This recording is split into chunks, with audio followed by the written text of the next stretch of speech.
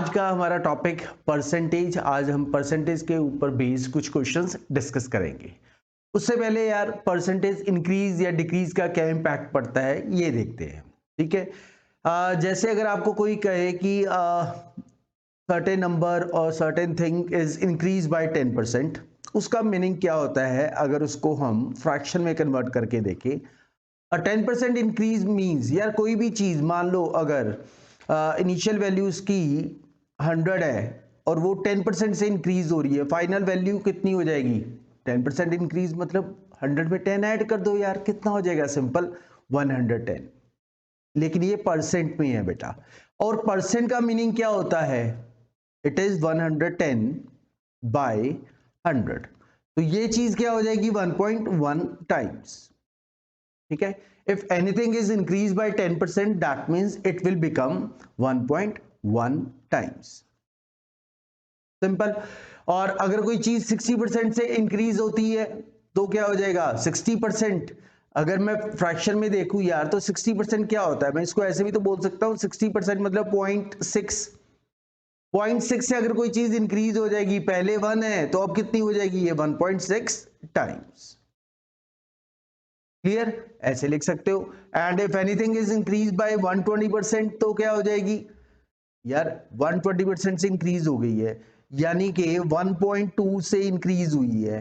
और अगर इनिशियली कोई चीज 1 थी, अब 1.2 से इंक्रीज हो गई है, तो फाइनल वैल्यू कितनी हो जाएगी? 1 प्लस 1.1। ये कितनी हो जाएगी बेटा? It is 2.2। ठीक है, ये सिंपल सा कंसेप्ट है। अगर if anything is increase bye a certain percentage, उसको आपने टाइम्स में लिखना है तो किस तरह से आप लिख सकते हो। चलो आगे बढ़ते हैं फिर।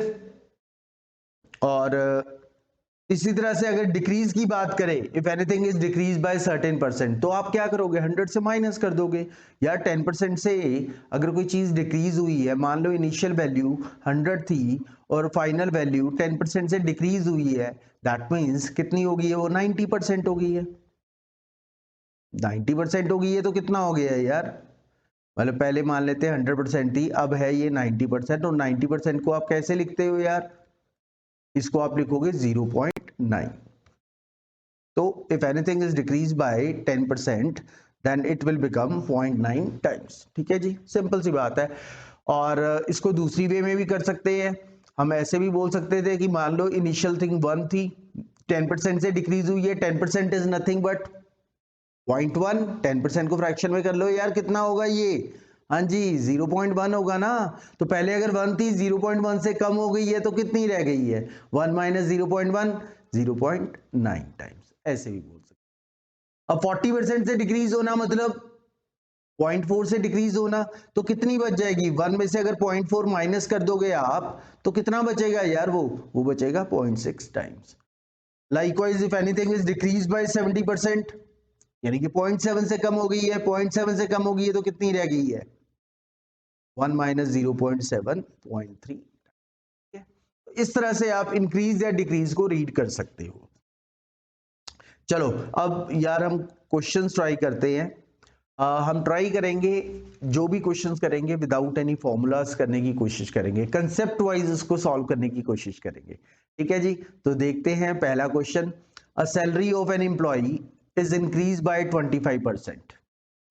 If his salary was 80,000 after the increase होने के बाद उसकी सैलरी 80,000 है, then find the original salary। ये क्वेश्चन पूछा हुआ है। क्लियर? तो इसको मैं सिंपल से कंसेप्ट से करूंगा यार। कि मान लेते हैं इनिशियल 100 थी, 100 मान के कर लेते हैं ना, क्या दिक्कत है? कोई दिक्कत नहीं है। अगर शुरू में सैलरी 100 थी तो फाइनल कितनी होनी चाहिए यार? खुद बताओ। 25% से इंक्रीज हो गई है, दैट मीन्स कितनी हो गई है? 125। क्लियर? अब 100 से 125 हो गई है, सिंप्लीफाई कर लो यार, 4:5। ठीक है, अब एक बात बताओ, आपको फाइनल सैलरी पता है? फाइनल सैलरी 5 है जो है वो किसके इक्वल है? 80,000 के। यही दिया हुआ है, फाइनल सैलरी 80,000 है और हमारी रेशियो के हिसाब से कितनी है? 5 है। अगर 5 80,000 की इक्वल है तो 1 किसकी इक्वल होगा? 80,000 बाय 5, इट इज 16,000। सिंपल। और हमें निकालना क्या है? Initial salary. इनिशियल सैलरी कितनी थी? 4। तो अगर 1 16,000 के इक्वल है तो 4 किसके इक्वल होगा? 16,000 इंटू 4, 64,000। तो ये आपका आंसर हो गया। तो ये फर्स्ट ऑप्शन आपका आंसर हो गया। क्यों? है ना सिंपल, सिंपल सा कंसेप्ट है यार, कुछ नहीं किया हमने। क्या माना कि इनिशियल सैलरी 100 थी, दैट मींस यार फाइनल सैलरी कितनी होनी चाहिए? 125। क्यों? क्योंकि 25% का इंक्रीज है। अब 100 और 125 इसको सिंप्लीफाई किया 4 एंड 5, और हमें फाइनल सैलरी पता है दैट इज 80,000। तो मैंने क्या कहा, मैंने बोला कि अगर 5 80,000 है तो 1 कितना होगा? 80,000 बाई 5 16,000, तो 4 कितना होगा? 64। ठीक है, तो ये सिंपल सा क्वेश्चन था। अब आगे बढ़ते हैं भाई।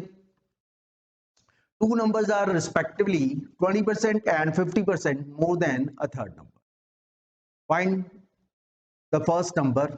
अच्छा, अब पूछा गया first number is what percent of the second number.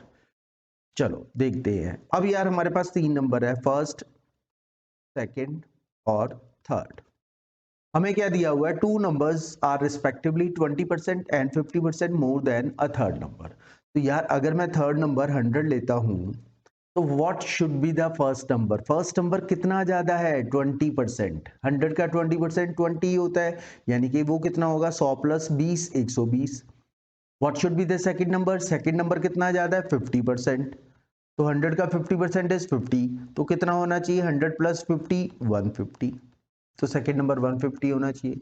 अब क्या पूछा हुआ है? First number is what percent of the second number. तो जो ऑफ को फॉलो करता है बेटा वो हमेशा डिनोमिनेटर में रहता है। तो हमने निकालना क्या है? फर्स्ट नंबर सेकंड नंबर का कितना परसेंट है, ये निकालना है हमने। तो फर्स्ट नंबर कितना है? It is 120। सेकंड नंबर कितना है? It is 150 into 100। सॉल्व कर लो इसको, 0 से 0 कैंसिल, 3 4 जा 3 5 जा, तो 4/5 कितना परसेंट होता है? ये 80% होता है। ये अगर याद है चीजें तो आपको यार पूरा सिंप्लीफाई करने की भी जरूरत नहीं होती है, सीधा बोल दो कि 4/5 है, 4/5 is 80%। so that means first number is 80% of the second number। I hope सभी को क्लियर होगा भाई। हाँ जी, हो रहा है ना क्लियर? हाँ जी, मजे आ रहे हैं भाई। चलो इसी तरह से अपने सारे क्वेश्चन सॉल्व कर देने हैं। परसेंटेज में कोई भी क्वेश्चन 100 मान के आप बड़े इजीली कर सकते हो, मैं बता रहा हूं आपको। हालांकि मैं कुछ फॉर्मुलेज बताऊंगा बट जरूरी नहीं है आपके लिए, मैंडेटरी नहीं है, बिना फॉर्मूले के भी मैं आपको सॉल्व करना बताऊंगा कैसे आपने सॉल्व करना है। ठीक है, चलो देखते हैं नेक्स्ट क्वेश्चन। क्योंकि फॉर्मुलेज यार याद रहे ना रहे, आप डेफिनेटली पेपर में जब प्रेशर टाइम होता है, जब आप पेपर दे रहे होते हो सकता है फॉर्मूले भूल जाए। तो कंसेप्ट अगर आपको याद है कैसे सॉल्व करना है तो आप इजीली कर सकते हो। ठीक है, चलो अब क्वेश्चन करते हैं। Next, A's income is 50% less than B's income. और बेटा एक बात आप ध्यान देना, जैसे ही मैं क्वेश्चन देता हूं ना, आप वीडियो पॉज करके ना आपने क्वेश्चन सॉल्व करना शुरू कर देना है। ठीक है, और उसके बाद फिर वीडियो ऑन करना है और चेक करना है अपना आंसर कि आपका आंसर ठीक है कि नहीं है। चलो, A's income is 50% less than B's income, how much percent is B's income more than A's income. चलो करते हैं इसको सॉल्व। ए की इनकम और बी की इनकम, शुरू में कंपैरिजन क्या दिया हुआ है कि ए की income is 50% less than B's income. चलो, ए की income is 50% less than B's income, तो बी को अगर मैं 100 लेता हूं, ए की कितनी कम है? 50%। तो 100 का 50% क्या होता है बेटा? 50। ठीक, अब क्या पूछा हुआ है? How much percent B's income is more than A's income. तो बी की इनकम कितनी ज्यादा है ये देख,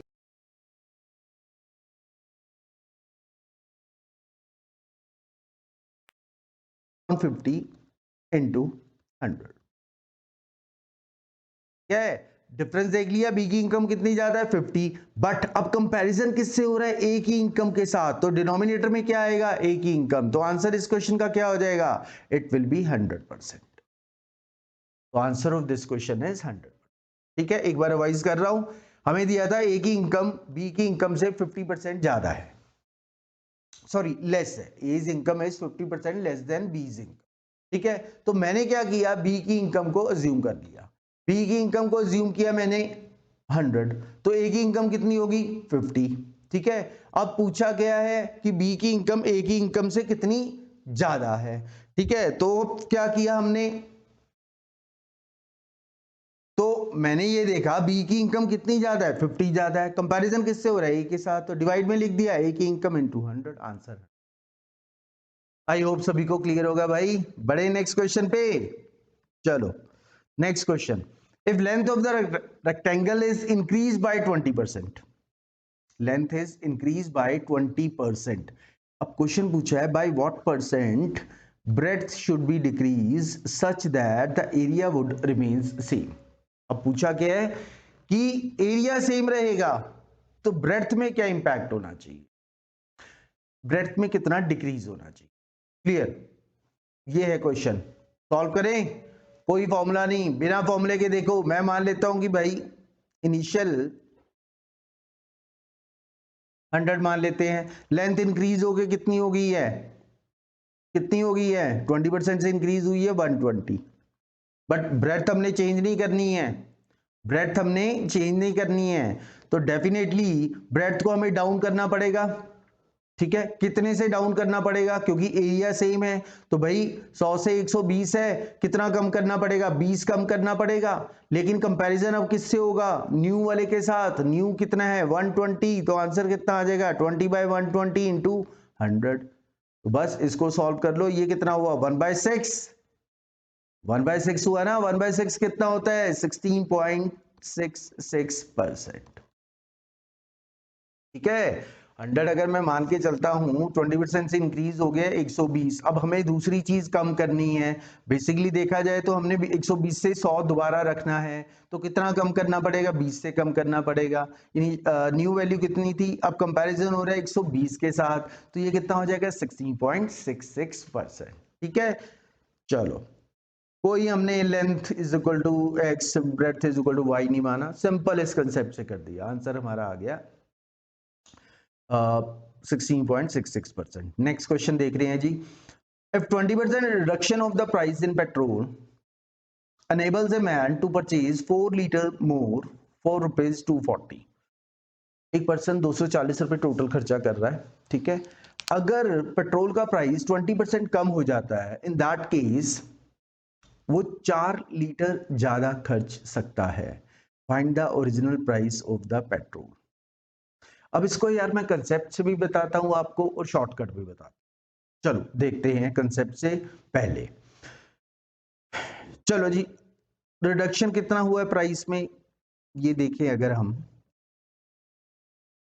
इनिशियल फाइनल प्राइस, पहले प्राइस की बात कर, प्राइस में रिडक्शन हुआ है। मान लो प्राइस, इनिशियल प्राइस अगर 100 था तो फाइनल कितना हो गया 80। रिडक्शन हुआ है ना 20% से, 100 का 20% कितना हो गया 20, तो 20 कम कर दो, कितना आया 80 है ना।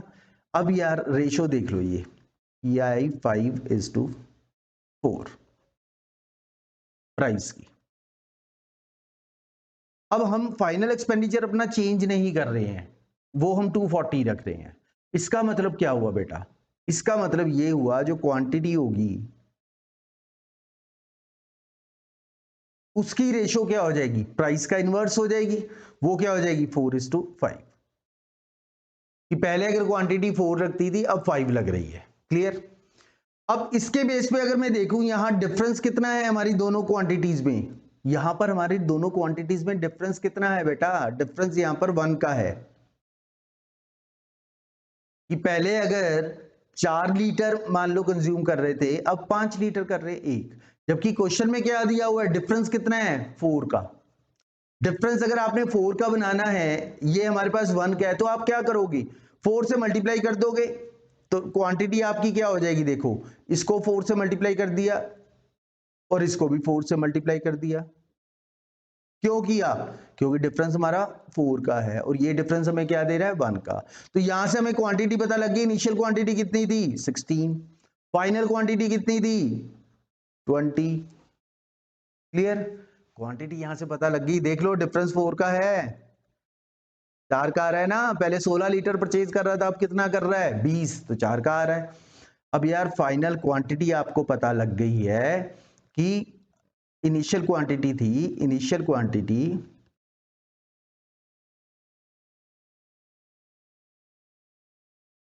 16, फाइनल आपकी है 20 और एक्सपेंडिचर आपको पता है वो कितना है भाई 240, ठीक है। और हमें पूछा गया ओरिजिनल प्राइस, तो ओरिजिनल प्राइस कितना होना चाहिए, तो प्राइस के लिए क्या करोगे, एक्सपेंडिचर डिवाइड बाय क्वांटिटी, तो 240 डिवाइड बाय 16 कितना आ जाएगा 15, प्राइस कितना आ जाएगा 15। क्लियर है भाई सभी को, ठीक है। मैंने तो ये इतना सार लिख दिया, आपको लिखने की जरूरत नहीं है। यहाँ पर क्वांटिटी पता लग गई थी 16 और हमारा 240 एक्सपेंडिचर था, सीधा यहीं पर ही निकाल लेते ना, तो प्राइस कितना आ जाता है यहीं पर ही, ये आ जाता आपके पास 15, खत्म हो जाता है यहाँ पर ही क्वेश्चन। क्लियर है सभी को, हाँ जी। चलो ये तो है भाई कंसेप्ट वाइज। कंसेप्ट वाइज क्या किया मैंने, इनिशियल प्राइस 100 माना, फाइनल प्राइस 80 क्योंकि 20% रिडक्शन हुई है, प्राइस की रेशियो 5:4, क्वांटिटी क्योंकि एक्सपेंडिचर से ही मैं, तो क्वांटिटी रिवर्स हो जानी चाहिए, तो ये कितनी हो जानी चाहिए 4/5। तो ये डिफरेंस मेरा आया था 1 का, जबकि हमारा क्वांटिटी का डिफरेंस कितना था 4 लीटर्स का।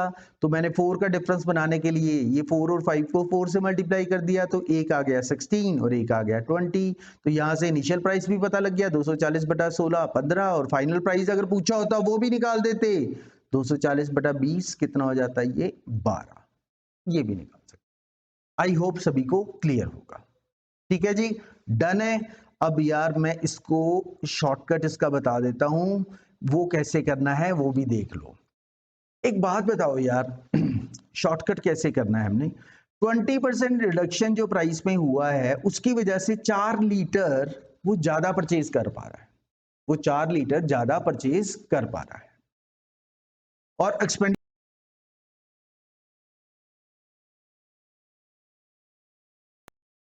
मतलब ये जो 20% रिडक्शन है वो एक्सपेंडिचर के हिसाब से अगर मैं देखूं तो ये मैं बोल सकता हूं कि 4 लीटर का जो प्राइस होना चाहिए, price of 4 litre, that should be equal to 20% of the expenditure.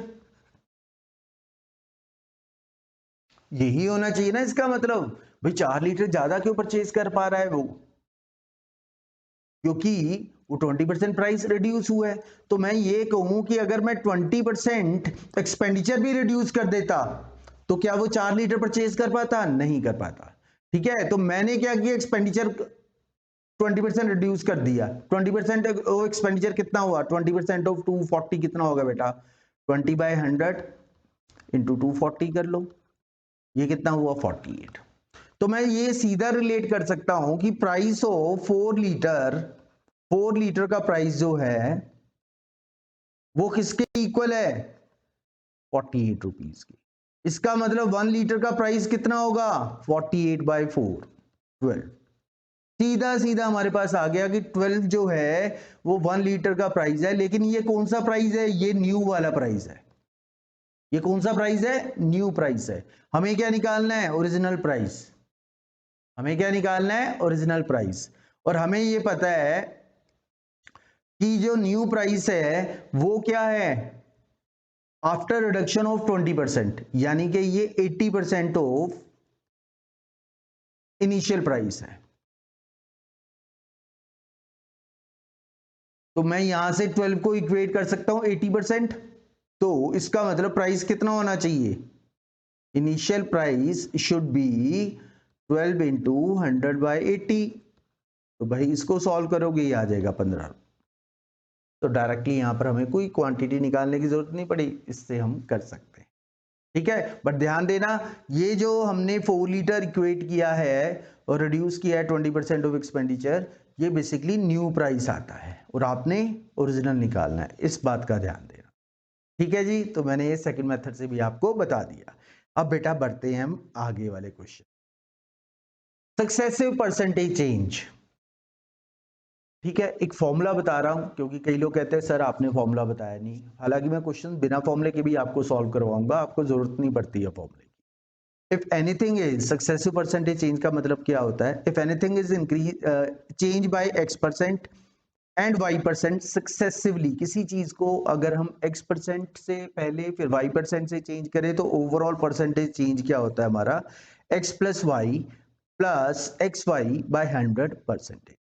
ठीक है। If anything is successively change bye, first अगर आपने x% से किया और सेकंड आपने अगर y% से किया, तो ओवरऑल सक्सेसिव जो चेंज होता है that is x plus y plus x y by 100% change. Clear? जैसे मैं एग्जांपल आपको दे रहा हूं यार, बिना एग्जांपल के हम नहीं बढ़ेंगे आगे। जैसे ये दिया हुआ है, price of an article is increase by 50%, then decrease by 40%, then what is the overall percentage change. तो हमारा यहां पर फॉर्मूले से पहले बता रहा हूं, x क्या है 50%, y क्या है -40%, ये ध्यान देना ये माइनस में है भाई, और ओवरऑल चेंज पूछा है, ओवरऑल चेंज पूछा है भाई। तो फॉर्मूला क्या बताया था अभी, x plus y plus x y by 100% change. Values put कर लो, देख लो क्या आएगा। x की value 50 minus 40 plus 50 into minus 40 by 100। ठीक है, तो हुआ क्या, यहां पर 10 आया और यहां पर कितना आया, 0 से इधर 0 कट गई, इधर 0 से 0, तो 10 माइनस 20, तो ये कितना बन गया आपका -10% चेंज। कितना बना आपका -10% चेंज। क्लियर है जी? तो ये तो है फॉर्मूला। अगर आपको फॉर्मूला याद रह जाता है तो सक्सेसिव चेंज वाले आप इजीली क्वेश्चन कर सकते हो, और अगर नहीं भी रहता है तो यार तो भी मैंने कहा था ना आपको बताऊंगा, बिना फॉर्मूले के भी करेंगे। कैसे देखते हैं, देखो मैं मान लेता हूं इनिशियल जो प्राइस था वो 100 था, ठीक है, ये इनिशियल था, इनिशियल प्राइस मैंने मान लिया 100। अब पहले देखो कितने से बढ़ा है, 50% से। 100 का 50% बढ़ाओगे तो कितना होगा 50, तो कितना हो गया 150। क्लियर है? अब कह रहे हो डिक्रीज हुआ 40% से, तो 40% किसका, 150 का। अरे भाई 150 का 10%, 10% कितना है 15, 40% के लिए क्या करोगे 4 से मल्टीप्लाई, कितना हो जाएगा 60, यानी कि, लेकिन अब क्या हुआ है डाउन हुआ है बेटा, तो डाउन हुआ है तो -60 कर देंगे, तो कितना बचा 90। ओवरऑल चेंज पूछा है तो देख लो, ओवरऑल चेंज 100 था 90 रह गया, तो क्या इंपैक्ट पड़ा है, सिंपल से हम बोल सकते हैं ना कि 10% से डिक्रीज हुआ है, या फिर -10% बोल सकते हैं, या बोल सकते हैं 10% डिक्रीज, क्योंकि 100 इनिशियल माना था ना, इसलिए हमें फाइनल परसेंटेज निकालने की जरूरत ही नहीं है, हम सीधा बोल सकते हैं कि 100 था 90 रह गया, तो 10% से डिक्रीज हुआ है। आई होप सभी को क्लियर होगा। तो ये बिना फॉर्मूले के भी कर सकते हो, कोई दिक्कत नहीं है भाई, ठीक है, दिमाग पे प्रेशर नहीं लेना हमने, बिना फॉर्मूले के परसेंटेज के सारे क्वेश्चन कर सकते हो आप, कोई दिक्कत नहीं होगी आपको। बस फॉर्मूला मैं इसलिए बता रहा हूं आपको कि सर ने फॉर्मूला नहीं बताया, तो फॉर्मूला भी हम, ठीक है। अब ये क्वेश्चन है, अब आप कहोगे कि सर फॉर्मूले से ये तो 3 आ गए, price of an article is increase by 25%, 20%, 10% successively, then what is the overall percentage change, ये पूछा हुआ है। क्लियर? चलो अब इसको देखते हैं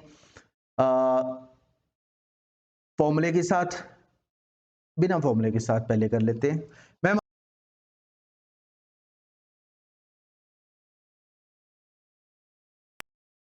मैं कर देते हैं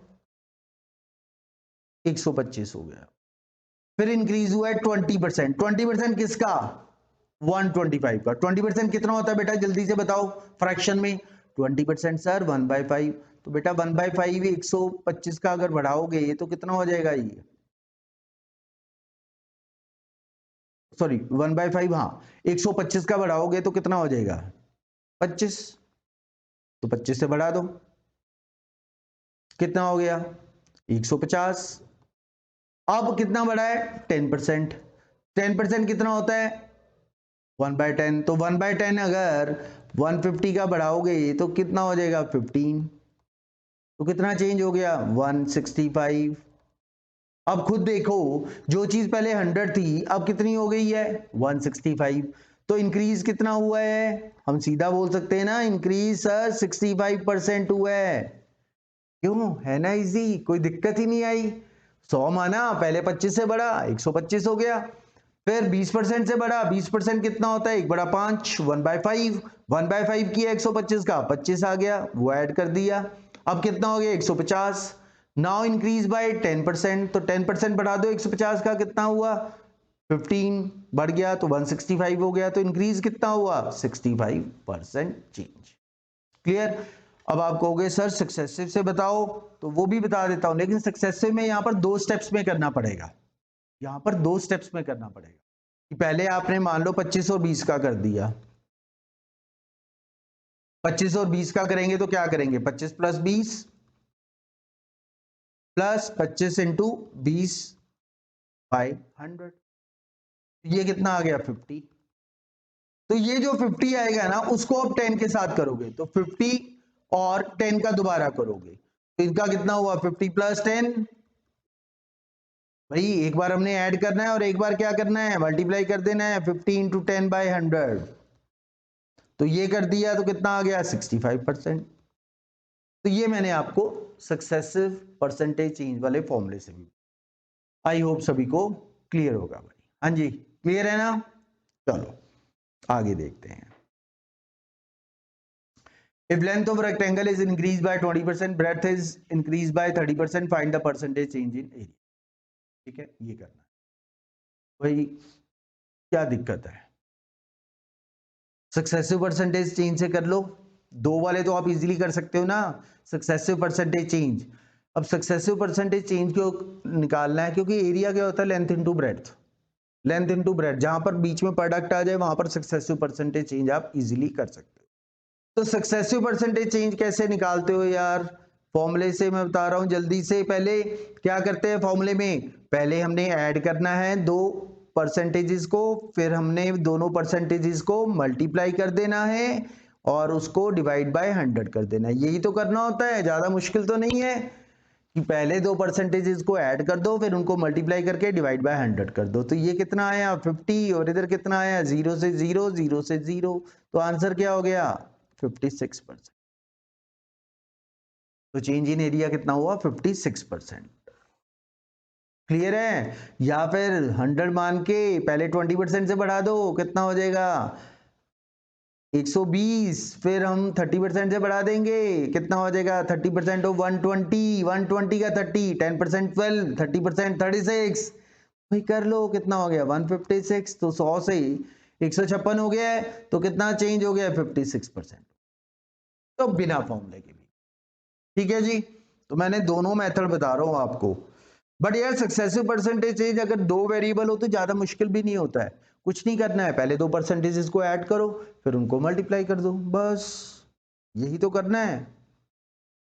अच्छा, if price of the commodity is increased by 20%, by how much percent consumption should be reduced such that the overall change in expenditure is 8%। ठीक है, अब यार देखा जाए तो ये मैं जो पहले वाले मेथड से बता रहा हूं, कुछ नहीं करना, 100 मान लिया, हमें कह रहे हैं प्राइस इंक्रीज हो गया, कितना हो गया 120, लेकिन एक्सपेंडिचर हमने कितना बढ़ाया है, वो तो हमने 8% ही बढ़ाया, यानी कि 108, यही हुआ है ना। अब इसका मतलब कितने से रिड्यूस हुआ है, देखो कितने से रिड्यूस हुआ है, रिड्यूस बाय हाउ मच 12, लेकिन कंपैरिजन अब किससे होगा, न्यू वाले के साथ, तो 12 बाय 120 परसेंटेज निकालनी है, तो कुछ नहीं करना, 12 बाय 120 इंटू 100, तो ये कितना हो गया 10%। तो कितने से रिड्यूस करना चाहिए, इट शुड बी 10%। कुछ नहीं किया है, एक हमारा 20% से बढ़ गया था तो 120 लिख दिया, और उधर से एक्सपेंडिचर सिर्फ 8% से बढ़ा था 108 लिख दिया। अब इसका मतलब 120 से 108 रह गया है, तो कितना रिड्यूस करना पड़ेगा हमें, भाई होना चाहिए था 120, लेकिन हमने किया सिर्फ 108, इसका मतलब हमें क्वांटिटी 12 से रिड्यूस करनी पड़ेगी, लेकिन उसका कंपैरिजन किससे करेंगे 120 के साथ, तो 12 by 120 into 100, 10% is the answer. ठीक है जी, क्लियर हो रहा है ना, हाँ जी मजे आ रहे हैं ना भाई। और अगर आपको अच्छा लग रहा है यार तो प्लीज सब्सक्राइब द चैनल, और लाइक भी ठोको भाई जल्दी से, ठीक है, और लाइक करो और अपने फ्रेंड्स के साथ इसको शेयर करो यार, ठीक। चलो, number is decrease by 30%, then number is increase by 30%, चलो what is the net change in the number, तो ये भी सक्सेसिव है भाई, एक -30 है, एक +30 है, तो कर लो। तो -30 पहले क्या करना होता है, ऐड करना है, ऐड कर दिया, फिर करना है मल्टीप्लाई, मल्टीप्लाई कर दिया बाय 100, ये इधर मैं ब्रैकेट लगा देता हूं, ठीक है। तो क्या आया भाई, देखो सब कुछ कट गया, ये तो कट ही गया ना, यहां पर क्या बचा -9%। तो परसेंटेज चेंज इन नंबर क्या हुआ, -9%। इसका मतलब नंबर जो है वो डिक्रीज हुआ है 9%। माइनस का मतलब यही होता है, अगर नेगेटिव में आ जाए तो हम बोलेंगे डिक्रीज हुआ है, ठीक है। और बिना फॉर्मूले के करना है तो वो भी कर लो, देखो पहले 100 था, 30% से डाउन किया तो -30, कितना रह गया 70। अब 30% से अप गया, लेकिन किसका 70 का, तो 70 का 30% अगर देखोगे तो कितना होगा, 70 का 10% इज 7, 30% इज 21, तो +21 हो गया, कितना हो गया 91। तो 100 से अगर 91 रह गया है तो क्या कहेंगे, डिक्रीज ऑफ 9%। 100 से 91 यानी कि 9% का डिक्रीज हो गया। आई होप सभी, चलो फिर आगे बढ़ रहे हैं हम। In a 600 litre mixture there is 10% water, ठीक है जी, कोई मिक्सचर था, मिक्सचर मान लो मिल्क साथ में था और साथ में वाटर था, ठीक है। How much more water should be added so that it becomes 25% of the total mixture, clear है। चलो हम मान लेते हैं शुरू में 600 था, ठीक है, मिल्क और वाटर था, वाटर कितना था 10%, 10% कितना हुआ 60, तो इसका मतलब मिल्क कितना था 540, 600 माइनस 60, यही बोलेंगे ना, मिल्क कितना हुआ 600 माइनस 60, कितना हुआ 540। अब क्या कह रहे हैं यार, क्वेश्चन ध्यान से पढ़ो, how much more water should be added, हम क्या ऐड कर रहे हैं वाटर, मुझे नहीं पता कितना वाटर, पर एक बात बताओ, अगर वाटर ऐड कर रहे हैं और वाटर कितना परसेंट हो जाना चाहिए 25%, तो इसका मतलब मिल्क कितना होना चाहिए 75%, तो ये रेशियो क्या आ गई 3:1, क्लियर, ठीक है। न्यू जो मिक्सचर होगा उसमें मिल्क 75% होगा और वाटर 25% होगा, तो रेशियो 3:1 आ गई, यानी कि 1 पार्ट वाटर का है तो 3 पार्ट्स मिल्क के होंगे। अब इसमें क्या दिया हुआ है यार, इसमें ये दिया हुआ है कि वाटर ऐड करना है, इसका मतलब क्या हुआ, मिल्क तो जो है वो सेम ही रहेगा, मिल्क तो नहीं चेंज होगा, मिल्क जो है वो आपका सेम ही होगा, वो तो 540 ही होगा, वो तो नहीं चेंज हुआ। अब एक बात बताओ, अगर 3 पार्ट्स 540 है तो 1 पार्ट क्या होगा 540/3, हम क्या कहेंगे 540/3 कितना हो जाएगा 180। इसका मतलब वाटर क्या होना चाहिए, अगर 3 पार्ट्स 540 है, 3 पार्ट्स 540 है, तो हम बोल सकते हैं 1 पार्ट कितना हुआ 540/3, इट इज 180। अब एक बात बताओ यार, वाटर पहले 60 था, अब कितना हो गया 180, तो कितना वाटर ऐड किया होगा, खुद सोचो, वाटर एडेड कितना होना चाहिए सर, पहले अगर 60 था अब 180 हो गया है, तो इसका मतलब हमने 120 लीटर वाटर ऐड किया होगा, हमने कितना ऐड किया होगा 120 लीटर, तो आंसर इस क्वेश्चन का क्या हो जाएगा 120 लीटर। हाँ जी, क्लियर है ना भाई सभी को, डन है, क्लियर है सभी को, तो जल्दी से फिर लाइक ठोको भाई, और सब्सक्राइब करो, जिन्होंने अभी तक चैनल सब्सक्राइब नहीं किया है तो प्लीज यार सब्सक्राइब करो। चलो अगला क्वेश्चन देखो, इसको भी हम चुटकी में बनाएंगे भाई, कोई ज्यादा टेंशन नहीं लेनी है, क्वेश्चन जैसा मर्जी हो। देखो, A gets 28% marks in an exam and fails by 18 marks, ठीक है, ए को 28% मार्क्स मिले और वो 18 मार्क्स से फेल हो गया, बी को 41% मार्क्स मिले और उसके पासिंग से 21 ज्यादा आए, फाइंड द मैक्सिमम मार्क्स। यार ये क्वेश्चन निकालना है, कैसे करेंगे, देखो इसको सिंपल से तरीके से मैं बताता हूं, इसको मैं डिफरेंस वाले तरीके से बताता हूं, difference percentage wise and marks wise. एक बात बताओ, ए और बी में परसेंटेज वाइज कितना डिफरेंस है? ए को 28% मिले है, बी को 41% मिले हैं, तो परसेंट वाइज डिफरेंस कितना है? परसेंट वाइज डिफरेंस 41 माइनस 28 कितना हुआ? 13%। 13% का डिफरेंस है ना। चलो 13% किसका? टोटल मार्क्स का। मैक्सिमम मार्क्स में मान लेता हूं टी मान लेते हैं, तो 13% ऑफ टी किसके इक्वल है? अब हम मार्क्स वाइज देखते हैं। ए के जो है वो पासिंग से 18 मार्क्स कम आए हैं, यानी कि वो 18 मार्क्स से फेल हो गया, तो मैं कह सकता हूं ना ए को कितने मिले हैं? पासिंग से 18 कम मिले हैं। बी को कितने मिले हैं? पासिंग से 21 ज्यादा मिले हैं। और अगर आप दोनों का डिफरेंस देखो, बी माइनस ए देखो, तो कितना आएगा? सिंपल डिफरेंस अगर देखेंगे, वैसे ही देख लो, पी कैंसिल हो जाएगा, 21 माइनस ऑफ माइनस 18 39 आ जाएगा। चेक करके देख लो, बी माइनस ए 39 आ जाएगा। तो मैं ये बोल सकता हूँ मार्क्स वाइज 39 का गैप है। मार्क्स वाइज 39 का गैप है। 13% का मतलब क्या होता है sir? 13/100, T is equal to 39। तो टोटल मार्क्स यहां से आपके कितने आ जाएंगे भाई? 300। तो इसका मतलब भाई हम ये बोल सकते हैं that maximum marks of the paper is 300। क्या किया मैंने? परसेंट वाइज डिफरेंस देख लिया, 41 और 28 का डिफरेंस 13%, और मार्क्स वाइज डिफरेंस देख लिया और उसको इक्वेट कर दिया। मार्क्स वाइज डिफरेंस कितना है? 39 का। परसेंट वाइज है 13% का। तो अगर 13% 39 है, तो भाई 100% कितना हो जाएगा? 300 हो जाएगा। Simple question. क्लियर है भाई? ऐसे हमने जल्दी जल्दी से क्वेश्चन कर देने हैं पेपर में हमारे पास टाइम नहीं होता है, तो ऐसे ही जल्दी जल्दी हमने खत्म करने होते हैं। चलो अगला क्वेश्चन देखते हैं। At an election a candidate won by majority of 48,000। ठीक है जी, 48,000 की मेजोरिटी से जीता है, यानी कि विनर और लूजर में जो डिफरेंस है वो 48,000 का है। While 10% of the voters did not vote, 10% ने वोट ही नहीं डाला है, तो वोट कितनों ने डाला है? 90% ने डाला है, यही बोलेंगे। And had a clear support of 48% of the entire list. तो विनर को मिले या कितने? 48%।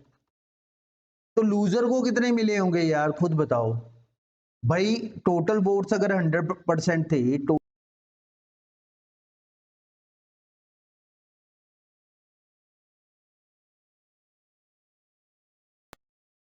परसेंट, तो वोट कितनों ने डाला है? 90%। 90% ने वोट डाला है। तो भाई अब एक बात बताओ, विनर को अगर 48% मिले हैं तो लूजर को कितने मिलने चाहिए? 90 में से 48 अगर विनर को मिल गए हैं तो 42% किसको मिले होंगे? लूजर को। ठीक है, अब डिफरेंस देख लो, विनर और लूजर में कितना है? 6% ऑफ द टोटल वोट्स। और वोट्स वाइज डिफरेंस कितना है? 48,000 ये दिया हुआ है। तो 6% इक्वल टू 48,000, तो टोटल क्या हो जाएगा भाई? 8,000 इंटू 100, 8 लैक्स हो जाएगा ये आंसर। तो आंसर आपका क्या आ गया? Total vote should be 8 lakhs. Clear? Vote wise हमें डिफरेंस दिया हुआ था, विनर और लूजर में कितना था? 48,000 का।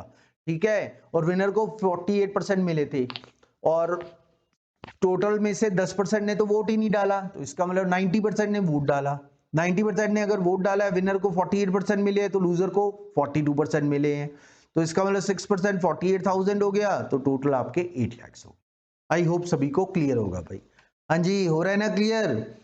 चलो फिर आगे बढ़ते हैं भाई।